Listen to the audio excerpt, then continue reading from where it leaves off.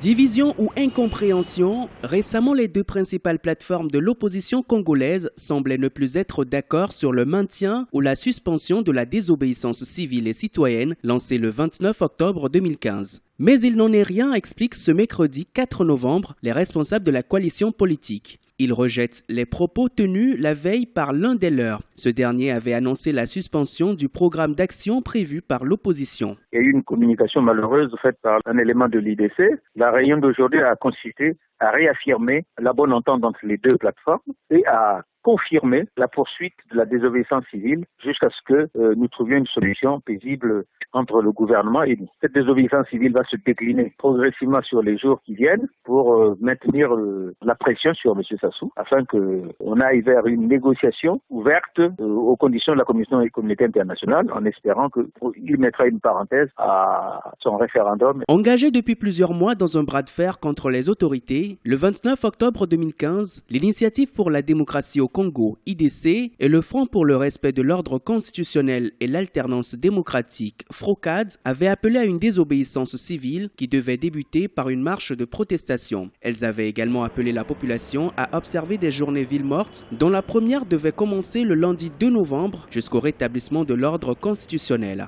Ce calendrier est maintenu, toutefois l'on espère que le gouvernement ouvrira des négociations. Les rumeurs que nous avons ici et là nous indiquent que M. Sassou s'apprêterait, semble-t-il, à promulguer sa constitution. Donc en prévision de cela, nous ne pouvons pas baisser les bras ni arrêter la désobéissance civile, puisque M. Sassou est en train de chevaucher sans tenir compte de la pression qu'il y a dans le pays. Nous demandons en fait à la communauté internationale de lui faire entendre raison pour qu'il accepte une remise en cause de son système électoral, qu'il le rebelote avec un nouveau kit électoral. Le climat politique reste tendu au Congo après le référendum qui avait suscité de vives réactions dans le pays. Des affrontements entre population et forces de l'ordre avaient occasionné plusieurs victimes et des dizaines d'arrestations.